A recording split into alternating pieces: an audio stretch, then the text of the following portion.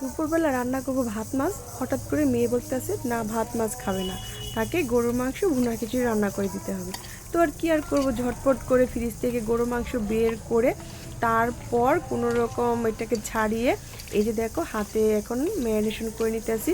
তো এখানে পেঁয়াজ, কাঁচামরিচ, টমেটো, আদা রসুন বাটা, মাংস রান্না করতে যা যা মশলা লাগে সব কিছু দিয়ে সুন্দর করে এই যে হাতে মাখায় নিতে আসি। তো ভাবলাম হাতে মাখায় আজকে মাংসটা আমি কুকারে দিয়ে দেবো, কারণ যেহেতু হাতে সময় খুবই কম, ওদিকে মসজিদে আজানও পড়ে যাবে, জোহরের দুপুর সময় গড়িয়ে যাবে। তো সেই জন্য ভাবলাম মাংসটা সুন্দর করে হাতে মাখায় কুকারে দিই। তো হাতে মাখায় মাংস রান্না করলে কিন্তু মাংস খেতে কিন্তু দারুণ মজা হয়। তো অনেকেই বলে মাখানোটা নাকি মেন, মাখানো যত ভালো হবে মাংস রান্না নাকি ততই মজা হয়। তো আমি ঠিক সেটা বুঝি না। তো এই যে দেখো মাখানো হয়ে গেছে, এখন আমি এই যে প্রেশার কুকারে দিয়ে দিতেছি। তো এই যে তারপরে যে সেই পাত্রটা ধুয়ে পানি দিয়ে দিলাম আর ওটা চুলায় বসায় দিলাম। এদিকে ভুনা খিচুড়ির জন্য মুগ ডাল ভাজতে হবে। মুগ ডাল ছাড়া তো ভুনা খিচুড়ি খেতে একটু ভালো লাগে না আমাদের। তো এই যে দেখো এখানে মুগ ডালটা আমি সুন্দর করে ভেজে নিতেছি। তো এই যে ভাজা হয়ে গেছে, এখন আমি এই চুলাটা বন্ধ করে এর মধ্যে পানি দিয়ে দিলাম, সাথে আরও কিছু মসুরির ডাল দিয়ে দিলাম। দুইটা ডাল একসাথে একটু ভিজতে থাক, ওইদিকে আমি বাকি যা যা লাগবে ওগুলো তাড়াতাড়ি করে একটু রেডি করে নিই। তো এটা ভিজা দিয়ে এই যে চলে আসলাম পোলার চাল নিয়ে। পোলার চালটা এই যে রেডি করে নিলাম যতটুকু রান্না করবো। এখানে যে ডালটাও ধুয়ে নিয়েছি, সব কিছু নিয়ে নিয়েছি। আর আজকে খিচুড়িটা করবো রাইস কুকার, মানে একদম ঝটপট, রাইস কুকারে কোনো ঝামেলা হবে না।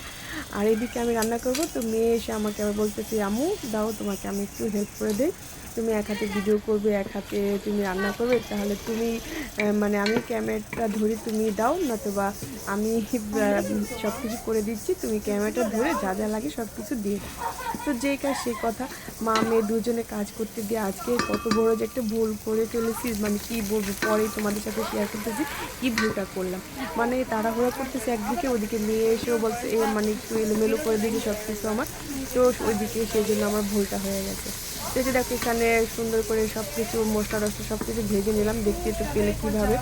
তারপরে যে সব ধরনের মশলা আমি দিয়ে দিলাম, তারপরে যে মশলাটা কষাবো একটু পানি দিয়ে দিলাম। আর আমি সবসময় ভুনা খিচুড়ি রান্নার সময় মশলার সাথে ডালটা আমি কিছুক্ষণ কষিয়ে নিই। তো এই যে মুগ ডাল, মুসুর ডালটা দিয়ে দিলাম, সাথে কিছু টমেটোও দিয়ে দিলাম।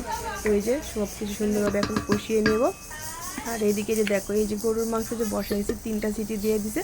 তারপর হঠাৎ মনে হলো ঝোলটা তো পাতলা কেন, কি যেন দিই নাই, আদা রসুন বাটায় দিইনি। দেখছো তাড়াহুড়া করতে গিয়ে আমি কি ভুলটাই না করলাম, মানে একটু মনে নেই। আর ওই দিকে চারপাশে এত ঝিঝি পোকা ডাকতেছিল, ঝিঝি পোকার শব্দ মনে যেন কান ঠান একদম একদম বন্ধ হয়ে যাবে এরকম একটা অবস্থা। তো এখন আমি আদা রসুন বাটা দিয়ে দিলাম, সাথে কিছু আলু দিয়ে দিলাম। তো এখন আমি আবার কিছুক্ষণ এটাকে 3টা সিটি দিয়ে রান্না করে নেব। তো জানি না কেমন হবে, আদা রসুনের গন্ধ টন্ধ আসবে কিনা। তো এদিকে দেখো এই যে ডালটাও কষানো হয়ে গেছে। তো এখন আমি পোলার চালটা যে ধুয়ে পরিষ্কার করে নিয়ে আসলাম।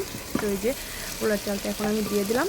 তো দিয়ে সব কিছু সুন্দর করে এটাকে কিছুক্ষণ ভেজে নিতে হবে, তাহলে পোলাও বলো খিচুড়ি বলো খুব সুন্দর। তো এই যে দেখো মেয়ে আমাকে হেল্প করতেছে, উনি নাড়াচাড়া যা আছে সব কিছু করতেছে। তার মধ্যে সেই সাইড থেকে ভালো করে সুন্দর করে একসাথে মিশিয়ে নাও, মানে আমি সব দিব আর উনি শুধু নাড়ানাড়ি করবে, এই হচ্ছে তার কাজ। তো এই যে পরিমাণ মতো পানি দিয়ে দিলাম, তারপরে যে কিছু এখানে কাঁচামরিচ দিয়ে দেবো। তো এই যে দেখো কাঁচামরিচ তো দিয়ে দিলাম, আর কিছু ধনেপাতা কুচিও দিয়ে দেবো একবার, যেহেতু রাইস কুকারে একবারে রান্নাটা হয়ে যাবে, তো মাঝে নাড়ানাড়ি না করলেও চলে।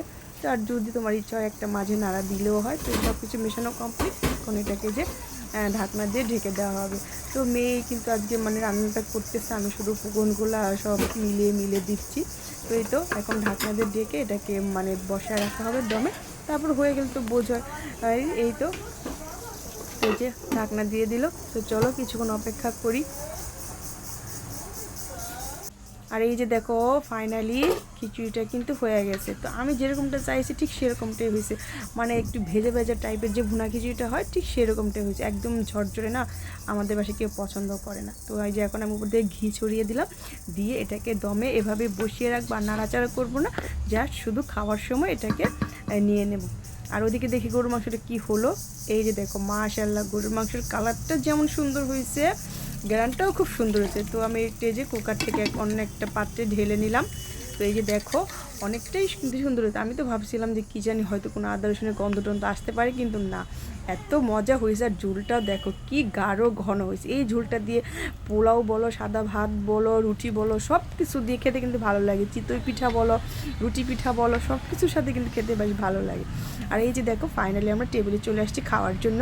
তো এই তো দেখো খিচুড়িটা, ও কি সুন্দর ঘ্রাণ বের হয়েছে, পুরো ঘর একদম ঘ্রাণে ভরে গেছে। আর এই তো গরুর মাংস। তো চলো এখন তাড়াতাড়ি করে ঝটপট করে বেড়ে নেই আর খাওয়া শুরু করে দিই।